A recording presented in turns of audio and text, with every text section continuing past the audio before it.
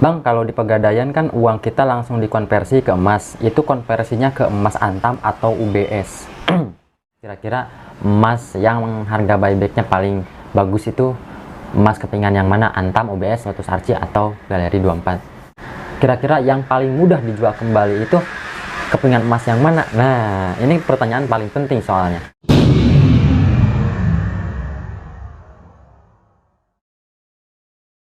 Halo, balik lagi dengan saya Wahdi Bohab. Seperti di video-video sebelumnya, saya selalu berusaha memberikan informasi-informasi yang bermanfaat buat teman-teman semua. Dan pada video kali ini saya mau ngejawab salah satu pertanyaan dari salah satu komentar di video-video sebelumnya. Ada yang nanya begini, Bang, kalau di Pegadaian kan uang kita langsung dikonversi ke emas. Itu konversinya ke emas antam atau UBS. Jadi ketika kita membeli emas di Pegadaian Digital itu kan tidak dicantumkan kita beli emas apa, emas antam apa UBS atau Lotus Archie atau Galeri 24. Di sana tidak dicantumkan. Yang penting harga emas saat itu adalah misalkan 8.820 per 0,01 gram. Tapi kita nggak tahu itu emas dikonversi ke emas apa, entah antam atau UBS atau emas yang lainnya. Jadi kan di aplikasi Pegadaian itu ketika kita membeli emas itu memang dikonversi ke dalam bentuk emas. Misalkan harga emas saat ini itu 8.820 per 0,01 gram dan harga buybacknya itu 8.550 per 0,01 gram. Nah, jadi balik lagi ke pertanyaan tadi, kita itu ketika membeli emas di Pegadaian itu jatuhnya kita membeli emas apa sih, antam atau UBS? Kan mungkin kira-kira pertanyaan seperti itu. Jadi begini, ketika kita membeli emas dikonversi ke dalam uang kita dikonversi ke dalam bentuk emas, dalam bentuk digital tentunya, maka emas yang kita dapat itu adalah emas yang sesuai cetakan yang kita mau. Artinya apa? Nah, di sini teman-teman bisa lihat kalau di aplikasi Pegadaian itu ada menu cetak emas. Nah, di menu cetak emas kan di sini teman-teman bisa kalau misalkan mau cetak, misalkan udah punya 1 gram atau 2 gram mau cetak misalkan. Nah, tinggal pilih teman-teman mau cetak ke emas apa. Nah, di sini ada 4 pilihan. Bisa teman-teman cetak ke emas antam, bisa teman-teman cetak ke emas UBS, bisa teman-teman bisa cetak ke emas Lotus Archie, dan teman-teman juga bisa cetak ke LM atau logam mulia Galeri 24.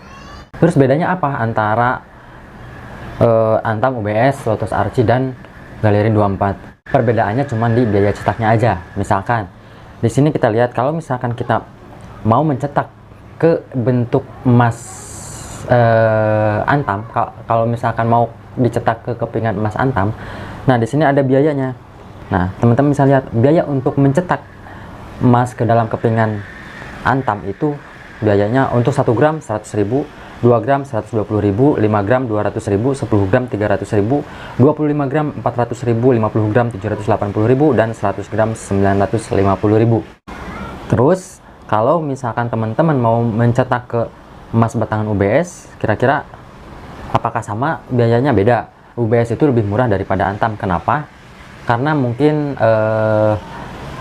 dari sertifikasinya aja antam itu bisa dikatakan lebih unggul karena ada sertifikasi LBMA, London Bullion Market Association. Kalau UBS itu kalau nggak salah, maaf ya, koreksi aja kalau salah. UBS itu di sertifikasinya itu dikeluarkan oleh maksudnya sertifikasinya itu sifatnya nasional. Nah, ini adalah harga cetak emas untuk UBS ya, untuk kepingan UBS. 1 gramnya aja 60.000. Antara antam dan UBS kan udah selisihnya aja udah 40.000.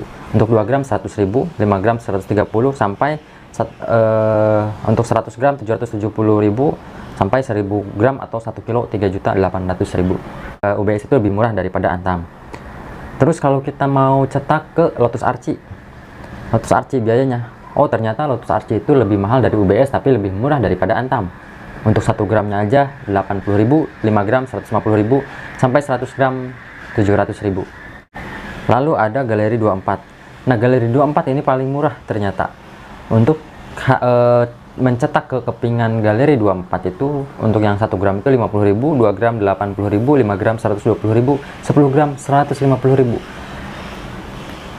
Untuk mencetak ke galeri 24 itu ternyata lebih murah dibandingkan ke kepingan-kepingan yang lain seperti Antam, UBS, dan Lotus Archie. Nah, lalu kira-kira enaknya kita cetak kemana ya? Nah, kan pertanyaan mungkin seperti itu. Apakah ke Antam tapi Antam lebih mahal? Apakah UBS atau Lotus Archie? Atau malah kita pilih yang lebih murah aja nih, galeri 24? Pada prinsipnya sih kalau menurut saya sama aja sebenarnya, sama aja.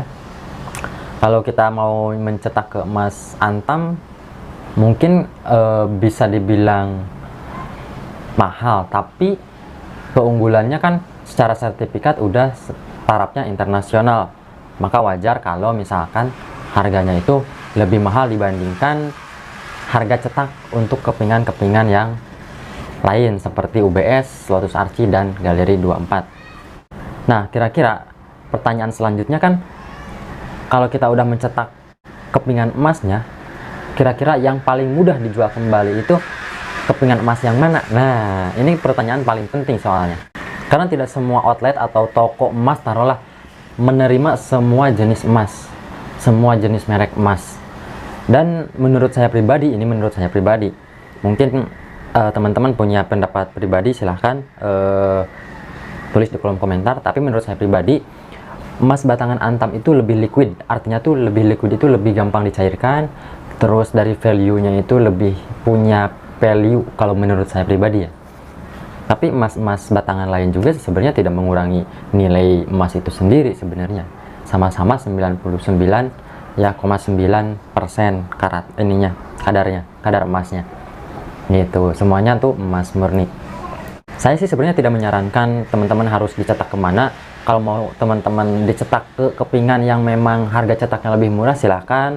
Kalau misalkan mau ya sesuai teman-teman, saya yakin ke Antam nih, atau saya yakin ke UBS, atau saya yakin ke Lotus Archie, ya itu terserah teman-teman gitu. Soal investasi kan saya kembalikan lagi ke teman-teman gitu. Kalau saya pribadi lebih suka ke emas Antam gitu.